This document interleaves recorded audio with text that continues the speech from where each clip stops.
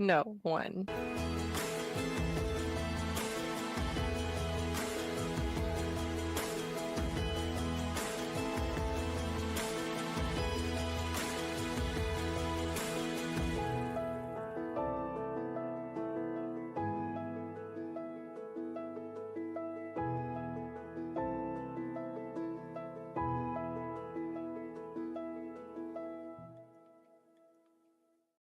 Oh, it's my pleasure to welcome you back into the Ocean Studio of the Iowa Blog. I'm your host, Craig Wynn, and we have co-host Wookie and the beautiful Leia having joined us. We are a family show. We are actually broadcasting live on behalf of the Covenant family here from the beautiful U.S. Virgin Islands as the sun is gradually beginning to sink in the western sky over our Beirith Shamaim, our heavenly home.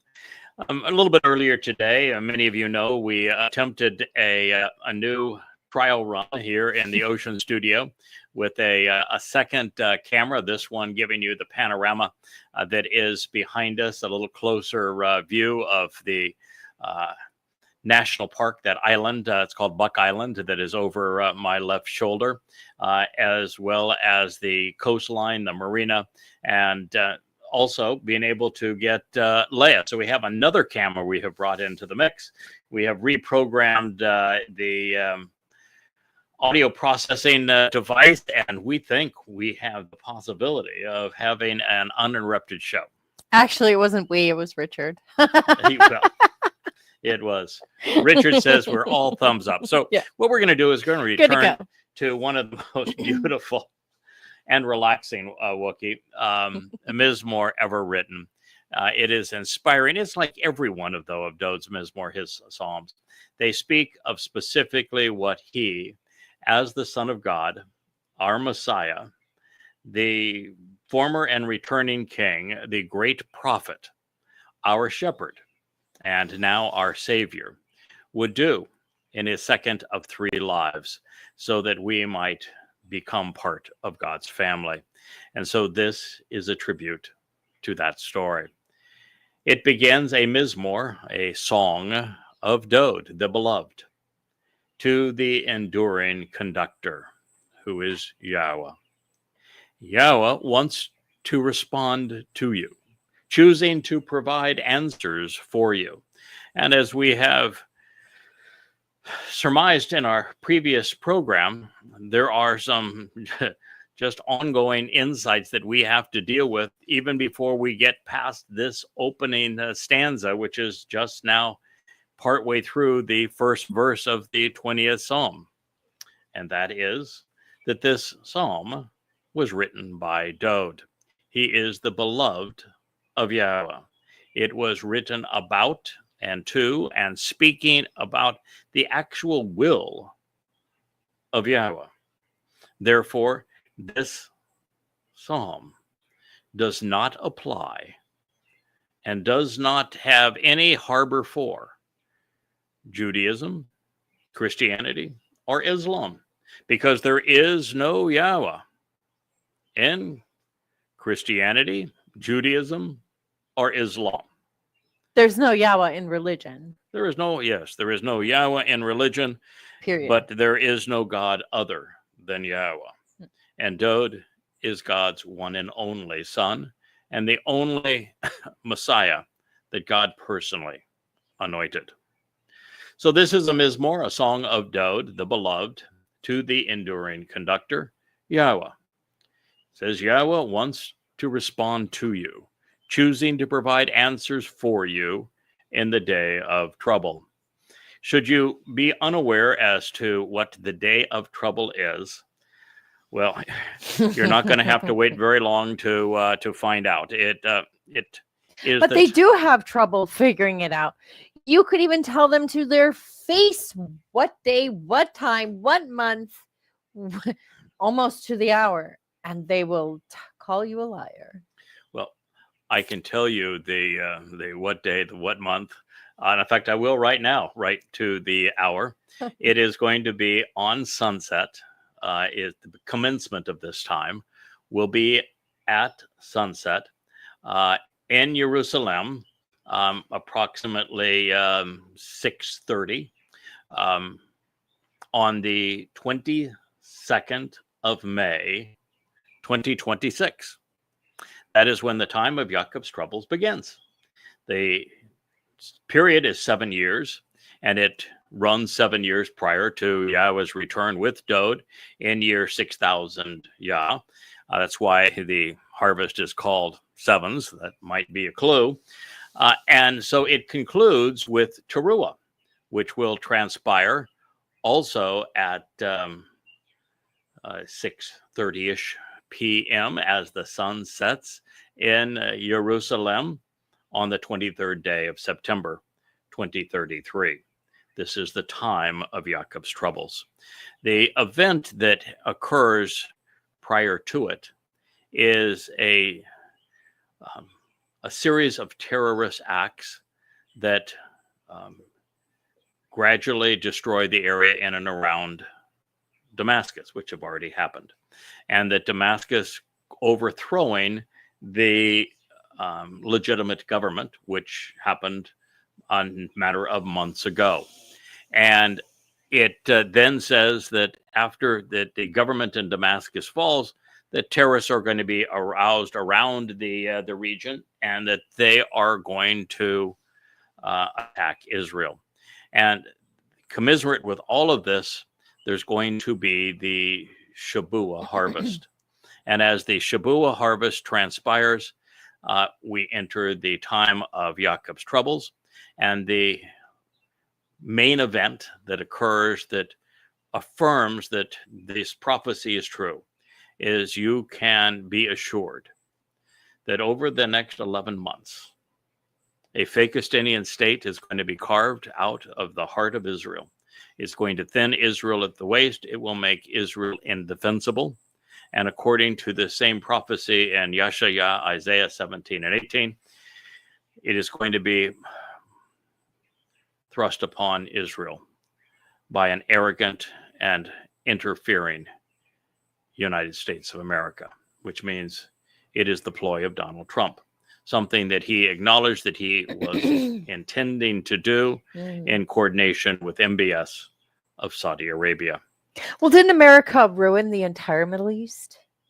Well, Donald Trump has done things that no one even thought possible. Well, that is true. He received $16.5 billion in bribes and is skimming another $4 trillion of Saudi, United Arab Emirates, and Qatari investments, is giving these three nations access to nuclear technology, artificial intelligence, and $200 billion worth of weaponry.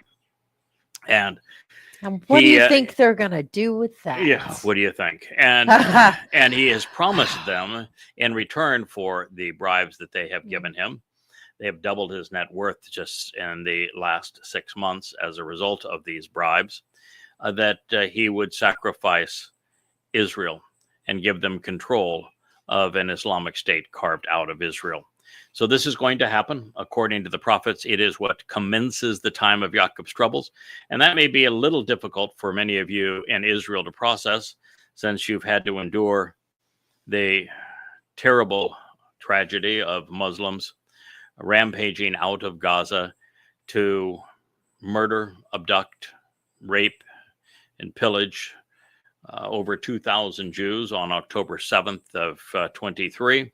You've seen the whole world turn against you, as well, quite frankly, you overreacted in Gaza. You set off war goals in Gaza that were unachievable. You cannot remove Islamic Hamas from Islamic Gaza. And as you continue to bomb it and destroy it, you actually commit suicide, turning the entire world against you, which is one of the reasons you're going to have this Islamic State carved out of your heart. You did this to yourself. And then, of course, the horrible abuse that Israel suffered at the hands of the Iranians after, well, Israel attacked them. And, Israel, even in this situation, made a bad situation worse. You did not destroy the enriched uranium. It was taken from Fordo before the bombing and taken into Isfahan, where the subterranean facility was not even attacked, and that is where it is being metallized.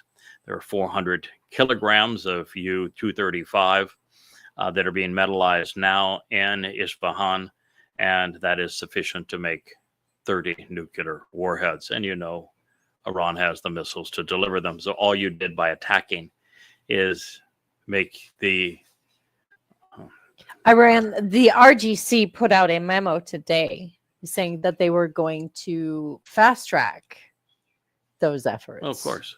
And they not only did that, but because it became evident and it was admitted, they were bragging. MI6, the CIA, and Mossad infiltrated the International Atomic Energy Association. Then, therefore, the obvious result of that is there will be no more inspections ever. When you do that kind of thing, you pay a very dear price. And now with cover from Russia and from China, Iran is certain to finish their nuclear arsenal. They have been motivated now to complete it. They will complete it.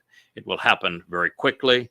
And Israel put itself at greater risk, not less risk, in doing so. So there's many things that are putting Israel into the line of fire. Also, Israel is susceptible to Donald Trump. It is the most amazing thing I've ever witnessed. It's so obvious that Donald Trump has aligned himself with Qatar and with Saudi Arabia, your foremost enemies, and that he is painting you into a corner for which you have no way out, and that he's going to reward everything that he has said was going to occur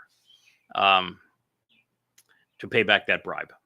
Yes, but Israelis love him as if he were the modern day Cyrus. They think, yeah, he is the modern day Cyrus, and you're just being played for fools. Absolutely. And it's obvious. I've written a number of articles on it, done a number of shows on it. I'm not going to go into more detail on it now, but I can tell you that 2/3 of Israelis are going to celebrate the end of the Gaza war, where the moment you pull out of Gaza now without having eliminated Hamas, with Hamas still being in power and armed and deadly, they're going to celebrate. Muslims are all going to celebrate. They're going to know that Al-Aqsa flood worked, and they're going to do it again.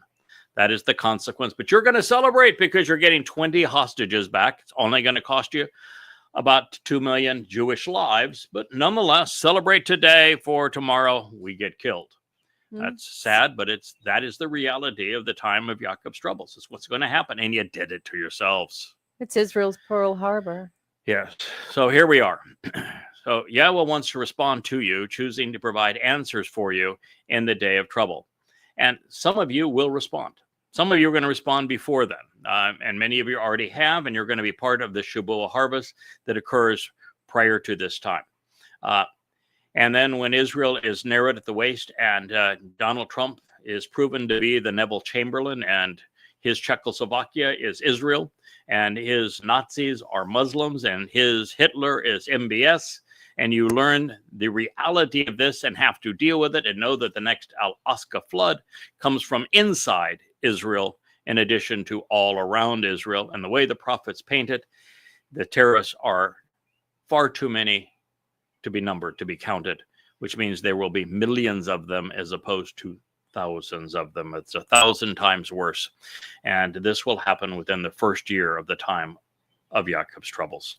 So you need to know that Yahweh will be there to provide answers. And one of the ways he's going to do that is through his Dode's herald, who is Yada, and through the most I think, entertaining prophet of all time, Elia. So Elia and Yada are going to be speaking to you from the Temple Mount, speaking on behalf of Yahweh, providing answers for you in the day of trouble.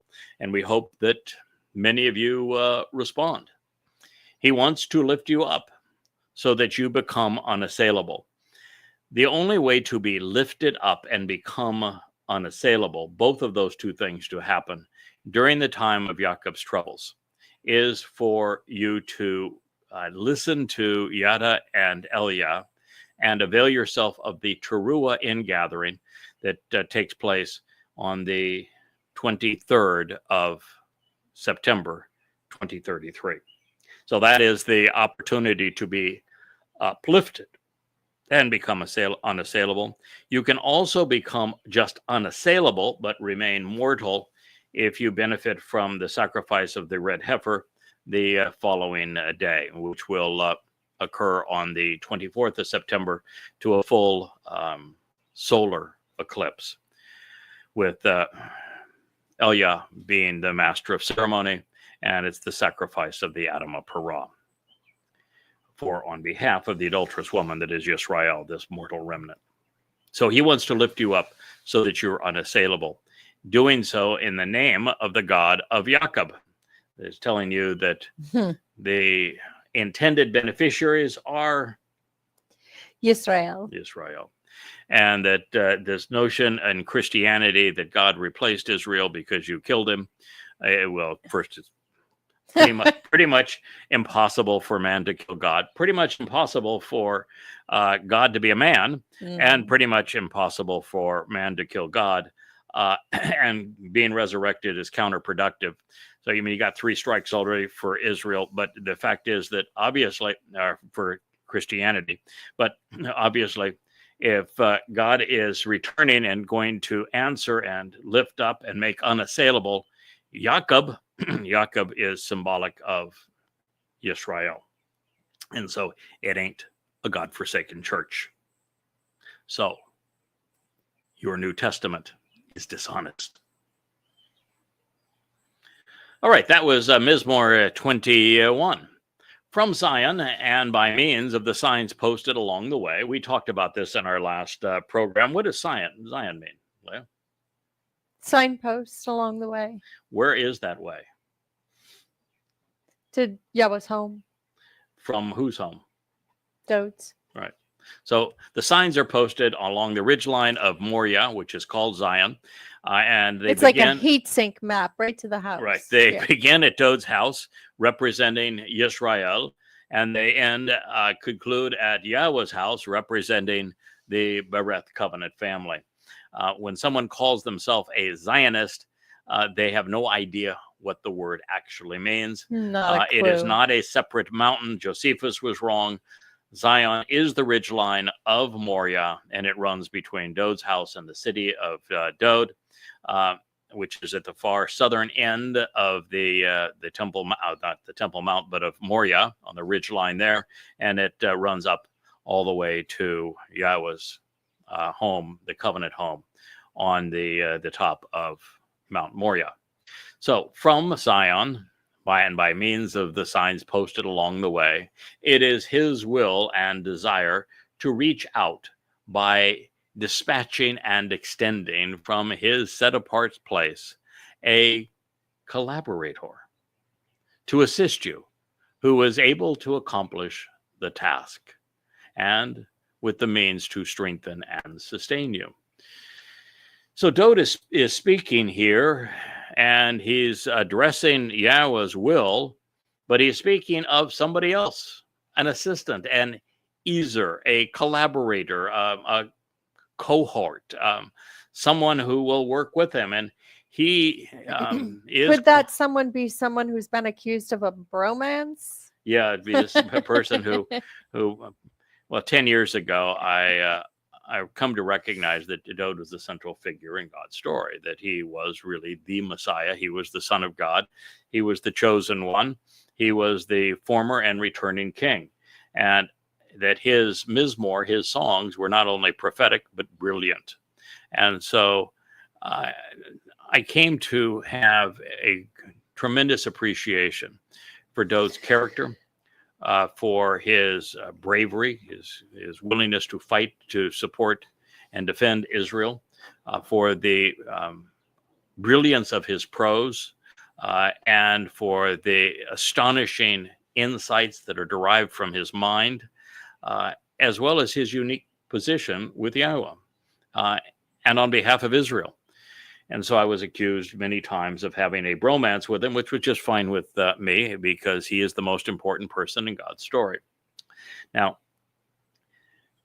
Move past that now, and I've come to recognize the single greatest discovery of all time, that Dode actually spoke, and Yahweh affirmed that Dode served as the Passover lamb, that in his second of 3 lives, he fulfilled Pesach, Matzah, and Bikurim in 33 CE. He was the one who actually was crucified, and he has written the only eyewitness account of what it was like to be crucified, doing so 1,000 years before he endured it, 700 years before crucifixion even existed. So, having determined those things was part of the job, the Izar, that I have been given, which is to be Dode's collaborator. I'm typically referred to as the Choder, a stem off of Dode as the main branch, as a Bashar, as the corporeal herald on behalf of our king, as the final Zeroah, the one cultivating this last harvest, as the Nakar, who is the observant foreigner. And so when he says that he's going to have a collaborator, there are 1,000 references to our collaboration. This is one of those 1,000. So from this place, you will have a collaborator to assist you who is able to accomplish the task. And what is this place? This place is Zion, the signs that are posted along the way, because I'm also the first person to recognize that Zion spoke of these signs, where they ran, where they pointed, how they direct us from the representative of Yisrael and the exemplar of the covenant, Dode, right into God's eternal home. His desire is to remember all of your contributions, along with those of your branch, your means of ascent, and your way of withdrawal. So there is a lot to unpack here again. Sure is. So the most likely scenario here, and you now understand in Hebrew, there were no initial caps.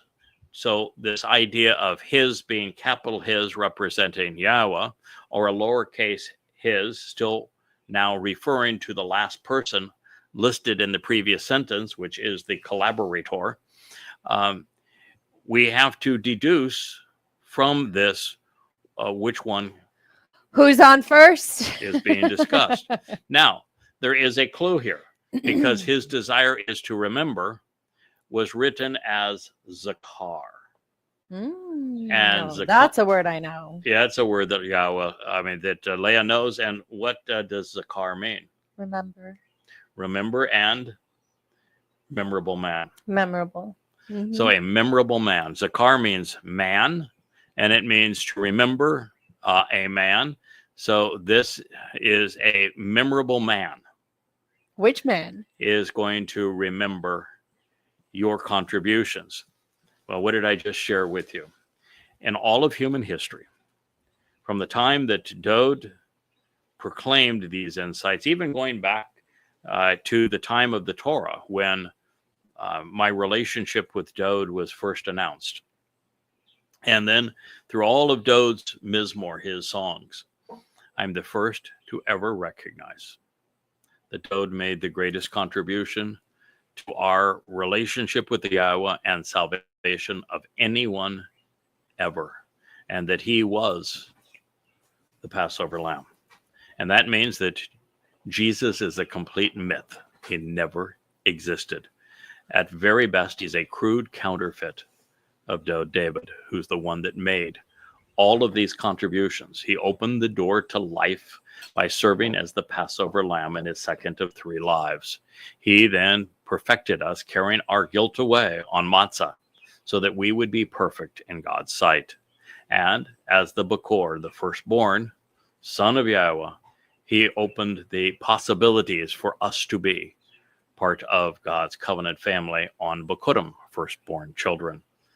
So he is the one that made these contributions, and it is the most memorable of men in this case who is drawing your attention to them. We are a collaborative effort. Now, the reason this collaboration is so important is that it impugns the claims made by the most popular religion in the world. Jesus never existed. Jesus is not God. Jesus is not the Son of God. Jesus is not the Messiah. He never existed. He is a crude counterfeit of the man whose contributions it is my responsibility as his collaborator to share with you. That it was Dode who came back as he said he would, at exactly the time he said he would, to do exactly as he had promised. And he was the one who was crucified, fulfilling Passover in 33 CE. Yeah, then along came Paul. Well, yes, and messed it all up. But the very fact is that what Dode did, while it is the single greatest gift ever offered to us, no one knows about it without his collaborator. That is why he is brought right into this psalm. Along with those of your branch, by your means of ascent and your way of withdrawal. This is Ale Olah. And the inference here is that while Dode is the branch, the stem off of that branch, the choter, which is the stem off of the main branch, is the means of conveying this message. And he is the way that Yisrael and Yehudim and Goyim all can ascend and leave this planet prior to the time of Jacob's troubles by capitalizing on all Dode has done for us. And it is by the one who is accepted and anointed. This anointing is not Mashiach. We're going to hear that later. This anointing is Dashen. And Dashen means that he has just been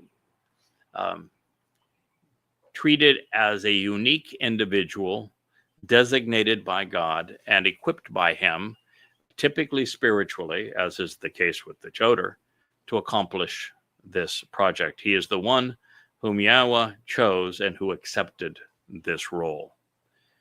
Pause now and contemplate what this means. Selah, Selah. Selah, Selah. Mizmor Yes. 23. So this is a lot to It's a lot to bite unpack. into, isn't it? Yeah. And here we have this beautiful backdrop of the sun setting in the over the Caribbean Sea to contemplate this. He wants to give to you, Nathan, that which is in accord with your best judgment.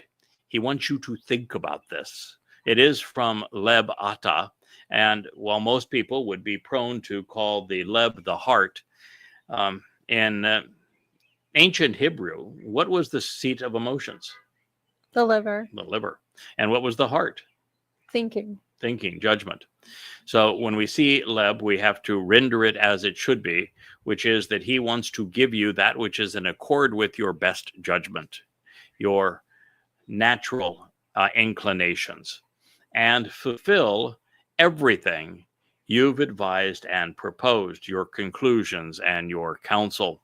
Well, this true is insightful, because whether it is Yahweh who wants to do these things or the collaborator who is the memorable man engaged in doing these things, they'd both be true. We both want to give that which is in accord with our best judgment and fulfill everything that is advised and proposed regarding your conclusions and counsel. Dode as the Melech. Melech, in addition to king, means one who advises and counsels. And he provided advice and counsel on what he was going to accomplish through Pesach, Matzah, and Bokorim. And since he has done so much in his first life, and even more in his second life, and will be king of the universe forevermore in his third life, there is a lot that he has advised about and proposed, all of which we should think about and process using our best judgment so that we can benefit from these conclusions regarding his before counsel. you go on, counsel, very few people, I think, really understand what that means. would that include your commentary? Absolutely. Would that include your conclusions, your thought processes, Hmm. the way you go about rationalizing and making Hmm. good judgments? Interpreting, Yeah. So assessing. the deal that it's the some people say, "Oh, I just want to look at the Torah and I don't want any of this commentary." Yes. You No, won't get it without yeah, the yeah. commentary. The commentary is the answer. The Torah and prophets and these Mizmor Psalms have been available to us between 3,000 and, well, actually, and considering all of them, 2,500 to 3,500 years ago is when they were made available to us. And in all of that time, no one has understood them. No one has come to realize who Dowd is and all that he has accomplished and will accomplish in our lives. And so it's more than just accurately translating the text. It's coming to understand what the message actually conveys and how we go about capitalizing upon it. And without that counsel, again, there would be no one to benefit from the Shavua harvest, the Teruah ingathering, the sacrifice of the red heifer, the Yom Kippurim homecoming, or the entering the garden again on Sukkah and camping out with God. All of it happens because we took the time to provide this counsel. And for those who want to write him out of the story, good luck with that. Yeah. We want to shout for joy over your salvation in the name of our God by conspicuously lifting up this banner. Whoop, whoop. So here we have so many insights to share. This is a joyous celebration. So we're entering the time of Jacob's troubles, and yet there are moments of joy punctuating it. One moment of joy is the Shavua harvest. It's extraordinary how the covenant family, Yehudim and Goyim, are all going to be brought from earth to heaven. Then there will be many moments of humor and introspect and just amazing things to hear and see as Elia and Yada speak from the Temple Mount, with Elia being the Don Rickles of prophets. For those of you old enough to know who Don Rickles was, he's sarcastic. Is the inference? If not, you can Google him. Yep. Then we're going to have this bright moment of the Teruah harvest. And then we're going to have this dazzling show that is a collaborative effort between Elia, the Adamah Parah, the red heifer, and Yahweh himself, as we celebrate the sacrifice of the red heifer, which is really going to be the greatest show on earth. And then this wonderful homecoming with the Dowd and the return of the children of Israel. For those who are tuning in or may just be tuning in, who's the red heifer? What's that all about? Well, that is one of those things too. That's the good bad news. According to the prophet Yashaya, and based upon what is revealed in Numbers 19, the Adamah Parah, this bloody red man of the earth who is productive, he is going to serve as the red heifer. There are two of us who work together to fulfill the Moed Mikre, Dowd and myself. He fulfills Pesach, Matzah, Makurim. I coordinate Shavua and Teruah, and I'm the red heifer on the second day of Teruah, the Shabbat, against the backdrop of a full solar eclipse. And at this time, according to Yashaya, I become this man from Edom, whom he also calls the bloody red man of the earth, whose purpose it is to fulfill this process of purging the adulterous woman of Yisrael of her religious stench, so that she is prepared to be betrothed to Dowd upon his return. And there's a lot more to it. We've talked about it a lot in our Katsir Harvest series, but ultimately the red heifer is ravaged by Hasatan on the Temple Mount, and it is Yahweh who conducts a very similar affair in coordination with Elia to what he had done 2,888 years earlier when he repudiated the religious and political contingent of Israel and ignited God ignited the flames under the bull and with copious amounts of water. But that is the story of the red heifer. It is a glorious moment where the Bashar body of the heifer is willingly given, because at that point I will be delighted to be done with it, and because my soul is all that really matters, and it's going to be offered to purge the adulterous woman of Israel. So there is a lot here. So you want to shout for joy over Whoop, whoop. this process of salvation. Out of the darkest hours comes the brightest light. There is a happily ever ending moment here for those who survive the time of Jacob's troubles. And so this is a joyful message in that regard. So there will be salvation, and it will be in the name of our God by conspicuously lifting up this banner. Now, the banner here is Dagal. It is associated with the Choder, written as Nesh. The Nesh and the Dagal are the same thing. It is then in Zechariah, we see it as a moving scroll. And so we find this same banner listed in numerous places. And it is essentially these books that you see behind me, augmented by these various programs we're doing right now. They're what's going to be shown on this scroll and on this banner for all Yisrael to see. And it will be very prominent, especially as we enter the time of Jacob's troubles and during those last 3.5 years. And it is now. Yadaya.com for the books. They're all free. The Yahweh blog is available on X, on Facebook, on numerous YouTube channels, Odyssey, even Insta. I think we have an Rumble. Insta channel Yes, too. you name it, we're there. So prophecy fulfilled. Yahweh wants to satisfy and fulfill all of your requests and expectations regarding your inquiries and questions. Thank you, Yahweh, for just saying what I was just telling everybody. It's all there. One of the things that Leah will affirm to, and everyone who has been associated with me, is that I am reasonably verbose. If you can take 100 words to say something, or 10, I'm going to choose the 100. Yeah. And there's a reason for that. There's so much to share. Every word that Yahweh reveals is a jewel to be examined.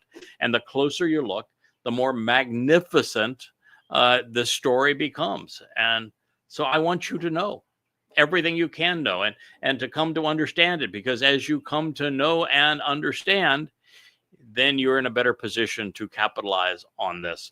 But you better like to read, because he's got a lot of words. Yeah, the fact is that there are 35 books. There's 25,000 pages.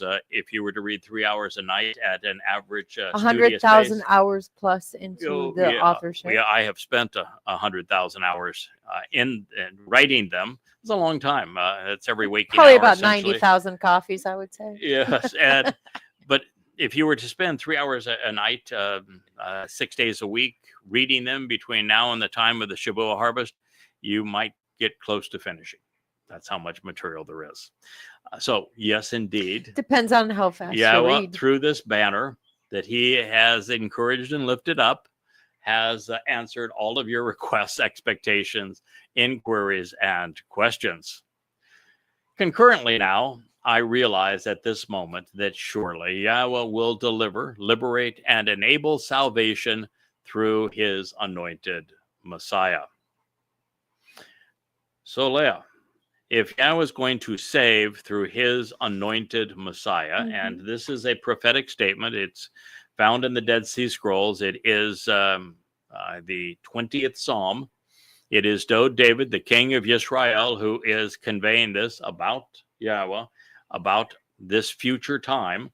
And at this point, it is the next 8 years. How many anointed messiahs can be called his anointed Messiah? One, Ahad. Yeah, one, Ijad. Dod is the only person that Yahweh actually calls his Messiah. And he says so 3 times. Dode is also the only person that God says, he is my son, I am his father. He says so 3 times. So, Absolutely no Jesus in it at all. well, there isn't a mention anywhere of a Jesus, of a Nope. Christ, of a church, of a Christian, of Not any one. of this nonsense. So no, the anointed Messiah is Dode, period. No other candidates. Yahweh is going to save through his anointed Messiah. The anointed Messiah is Dode David, period. There are no others. Yahweh only has one anointed Messiah. Yes, I know that it for a very brief period of time that Shaul was anointed, but he was not Yahweh's anointed Messiah. Yahweh did it because He was the people's choice. because he was the people's choice, and Yahweh said they rejected me by choosing him. So he is not he his ended up anointed demon Messiah. possessed. When Yahweh said specifically by choosing him, they have rejected me. Yeah. So the only anointed Messiah that God speaks of, and he sings his praises, particularly in the 89th Mizmor Psalm, is Dode David. Full stop. That's it. You got no others. So why is anyone looking for anybody else to save them?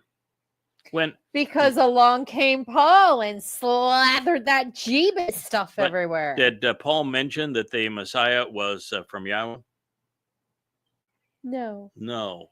And this is Yahweh's saving through his Messiah. Yeah, So I there think you Paul's go. Messiah belongs to the Lord. Yeah. So this is Yahweh. Yahweh does not exist in Judaism, Christianity, or Islam. And Dode is Yahweh's son, has no role in these other religions. And therefore, all of the false messiahs are for naught. This completely excoriates the religions of Christianity, Judaism, and Islam. But that's really good news It to is. Yahud, because we don't have to mess with that filthy, Jesus or the disgusting Allah in a box, the killer box. Well, you don't have a dead, God on a stick. I mean, I just think the dead God on a stick is pretty repulsive. Horrifying. So you don't have to deal with the dead God on a stick. You don't have to deal with the stupidity of resurrection because it's counterproductive. You don't have to deal with the fact that a dying and resurrecting God is based on Dionysus and pagan religions born and bred out of Babylon. You don't have to deal with a man by a name that is a corruption of a Greek name that has no association with the God's people. You don't have to deal with the idiots that say that Jews killed this imaginary God man. Or a nameless God. Yeah, and you don't even have to pretend that God can be a man. So you don't have, all of that goes away. You don't have to worry about a Gentile church that is being so abusive to you. You don't have to worry about Gentiles, period. You can just focus on the fact that the central figure in Yahweh's story, his beloved son Dode, is his Messiah, and Yahweh saved us through the actions of his Messiah when Dode fulfilled Pesach, Matzah, and Bakodim. Not only that, he's like the most Yahud of Yahuds. Like you can't be more Yisrael. No. You can't be more Yahud than Dode. Is Dode. So yeah. It says he has chosen to answer and respond through him from his set apart spiritual realm in the heavens. Full stop. If Yahweh is God, well, first of all, Yahweh is God, then Christianity is a lie, so is Judaism, and so is Islam, because Yahweh is not mentioned in any one of the 3 religions. But if Yahweh is God and God is in heaven, then guess what? The guy that is providing salvation is not God. He is the Messiah, not God. Okay? He has chosen to answer and respond through him from his set-apart spiritual realm in the heavens through the process using the Gabora. Gabora is the feminine of Gabor. What does Gabor mean? Gabor is like mighty. And? Strong. And yes. Capable. And yes. Courageous. Yes. And bold. Yes. And manly man. A manly man. Yeah, Gabor is a manly man. Yeah. Gabor is defender. the manliest of men. Yes. Dode is the ultimate Gabor. and Yahweh uses Gabor to describe Dode regularly. As a matter of fact, if you're familiar with the Gabor El would be the most courageous and competent man of God. That is Dode. So Yeah, it's not some little angel with wings, some little Greek No, freak with no. pagan Daniel was past. quite clear. He said, a man came to visit me, and the man's name was Gabriel. Gabriel is man. God's most capable and Nah. courageous man. Gabar means strong man, Yes. and El is God, so strong man of God. Man. Dode is the Gabor. There's no one even close to him. He is the Gabor of Gabor. But you said, wait a minute. This was, you said feminine of Gabor, Gabora. Yeah, well, you got to follow along. You got to know what's happening and who's doing what with whom and why. You see, the door to life was opened by Yahweh putting Dode's nefesh, his soul, his consciousness, in a Bashar body. And that body was sacrificed as the Passover lamb, and then it was destroyed, incinerated that night in accordance with the Torah. Dode's soul continued to live. In other words, Dode didn't die. His soul continued to live, and it was laden with our guilt and taken into Sheol, where it deposited our guilt and Sheol so that we would appear perfect in God, because all of our religious malfeasance is gone, never to be seen again. Sheol is like a black hole. Nothing escapes. Nothing is seen. Now, in that process, it was his nefesh soul that did that. Is a nefesh soul masculine or feminine? Feminine. Feminine. So Gabor becomes Gabora. Therefore, you know that it was Dode's soul that is the providing this strength and the courage to go into hell. By the way, aren't Carrying our guilt. all souls feminine? Yes. Whether you're male or female, all Correct. souls are feminine. That's correct. Yes.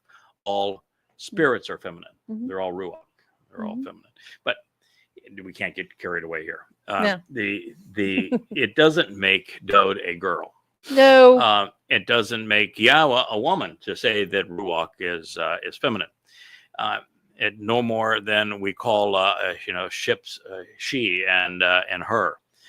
Or La Puerta in Spanish is a door, but it's not a girl. Yes. There So you go.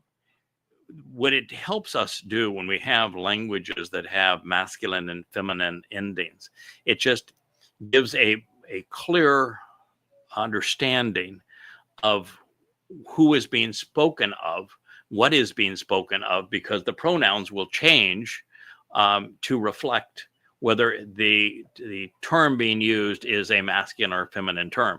The Torah is feminine, the Bereth covenant is feminine, but it's not because it's a girl.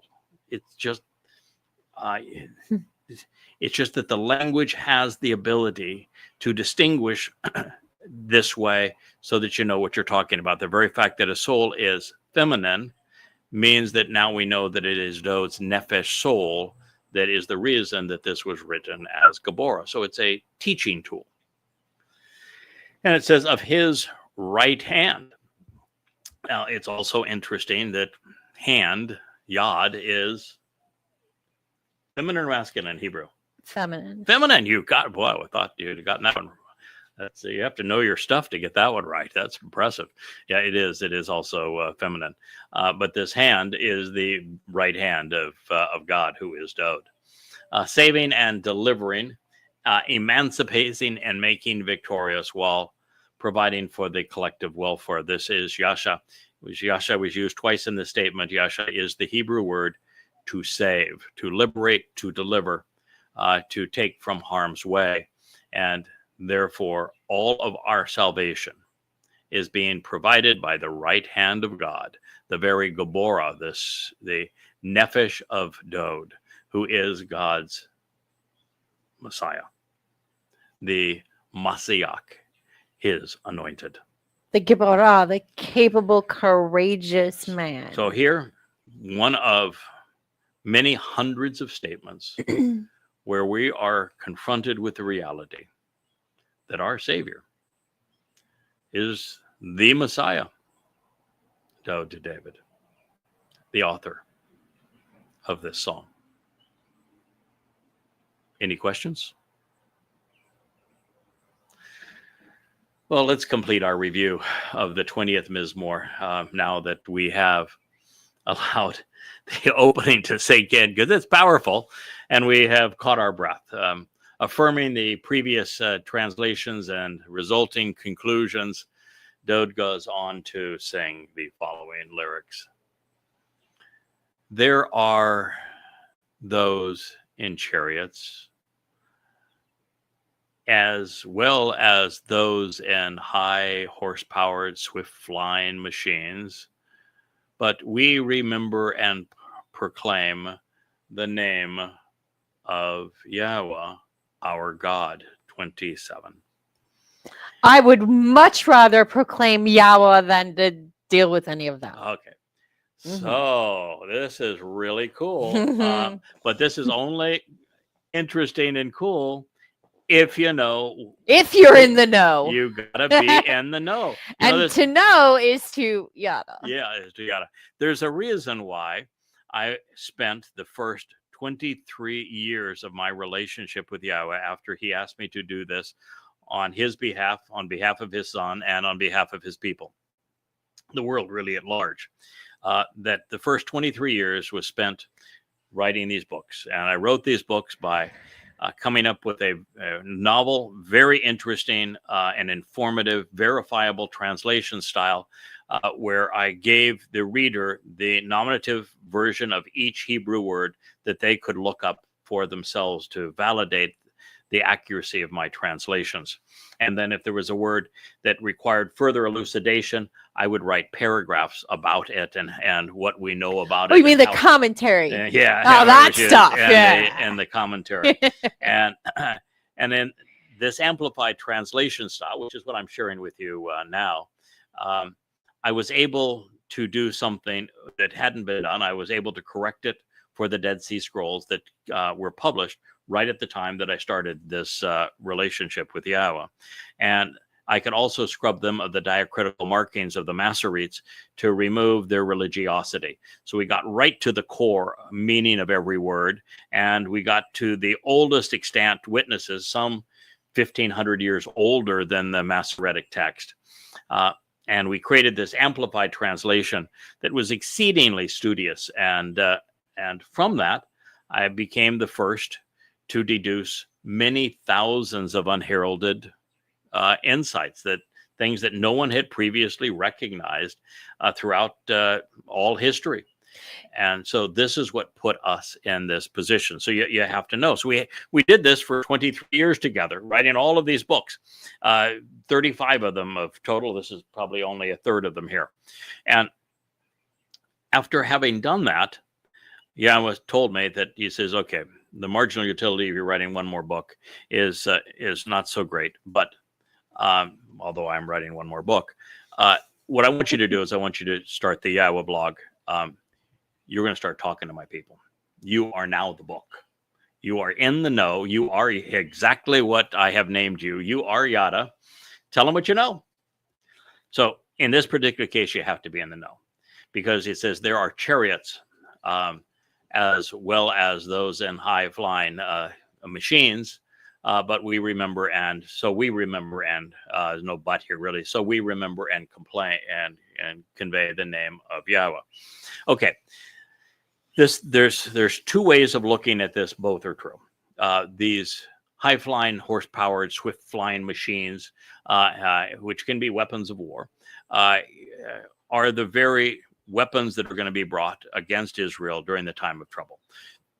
We've seen a phase of this already with Iran attack in Israel, and we saw it on October 7th with many thousands of rockets. And of course, on Al-Aqsa Flood 2.0, there'll be 1,000 times more aerial bombardments, drones, missiles, rockets, in addition to Mujahideen. So there's that. But that's not the primary meaning. The primary meaning is still focused on his collaborator, because there will be 4 chariots at this time. This is on Teruah. The red chariot stays right there in Jerusalem, because the red chariot is delivering the Adamah Parah, this bloody red man of the earth, who is productive, the red heifer. It never leaves Jerusalem. That is the red chariot.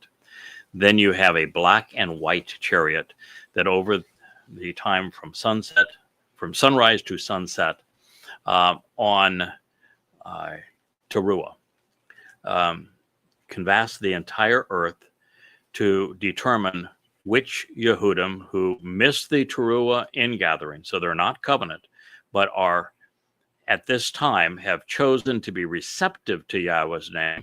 They have disassociated from religion. They have disassociated from politics. They're no longer patriotic. They're no longer antagonistic towards God. They're no longer anti-Semites, which many Jews are today. These are people that are potentially receptive to the sacrifice of the red heifer that will purge them of their prior religiosity and animosity to God, so they can be there for the wedding ceremony when Dowd returns as king. And those who are still clinging to their religion is typical hard-headed, knuckle-headed, stiff-necked Jews acting like they did during the Exodus itself. There's the black chariot for them, and that's hasta luego. And that's a ride you don't want to catch. You don't want to get that ride. It's actually not the worst ride because it's hopefully won't be taking you to Sheol. Hopefully it's just you're gone because you can't come in to the celebration of Sukkah for 1,000 years as a Crankosaurus. No religious Crankosauruses allowed. So they have to be dispatched even among God's people. The white chariot brings a mortal remnant of Yisrael from all around the world to the Temple Mount during Teruah to meet those who are already gathered around the Temple Mount based upon the testimony of Elia as the Adamah Parah is ready to be sacrificed. So that is setting the scene. There's also a dappled chariot that goes and finds Goyim. And the Goyim are not being brought there as a remnant, obviously, of Yisrael, but those Goyim who are not anti-Semitic, who are not religious, who are not political, who are not conspiratorial, and who have a positive attitude and attributes and proclivities that can be effective going forward, they're also going to be spared. While everybody else is going to be considered an enemy, and they are incinerated. We find that when God lights this fire beneath the Adamah Parah to create this great purging of his people, it also incinerates all of those who come and are hostile to him. Hey, did you notice that black chariot's going to match all the black hats? Yeah, well, we can be assured that every black hat will be on that chariot. That's your Uber. Are going to be in that black chariot. So it's color coordinated for you. So you're already dressed for it. Yeah. That's very, very convenient. And you're also dressed for your own funeral. So that's also convenient. So there'll be a white chariot, a black chariot, a dabbled chariot, and a red chariot. That's who he's talking about. And we're going to celebrate because we will remember and proclaim the memorable man as the Zakar, who is now performing in this role in the name of Yahweh. I can so see you in a red chariot. Oh my God. I can. But I'm wearing my red shirt, so I'll be ready. I could just so picture it. Well, oh my God. Yeshayah specifically says that this man from Edom is going to save many. And Yeshayah is very excited about him because he says, he's in the wine vat with me. He's properly That's dressed. My guy. And I was like, no, he's not. He's mine. He is bloody red. Yeah. Oh yeah, he's in the wine vat with you. Yeah, Yeshayah is over the moon, thrilled with this man who is the Adamah Parah, and the man from Edom, the final Zeroah, conducting these harvests. This Nakar, this observant foreigner, because Yahweh has allowed Yeshayah to see into the future. He's a prophet after all. And when he was brought into heaven and the doors to heaven was opened, Isaiah was just so depressed because devastated. There was not that's a better word. There is not a single person who was outside of heaven's door seeking entry based upon what Yeshua had revealed in his prophecies, and he had been an extraordinary prophet. And Before you go on, did you hear that?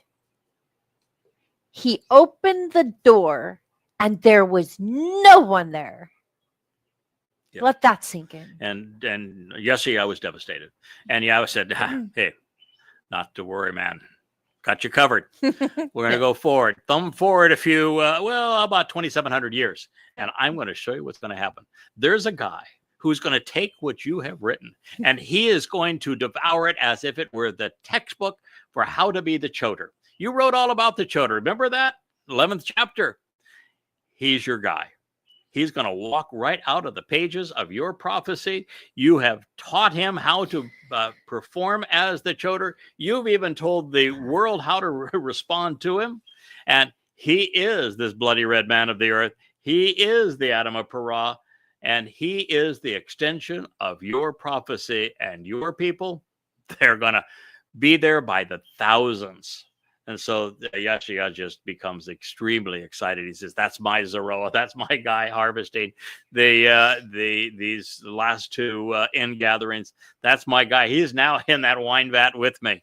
Yep, we're doing this together." So he's a very excited prophet, as he should be at this moment.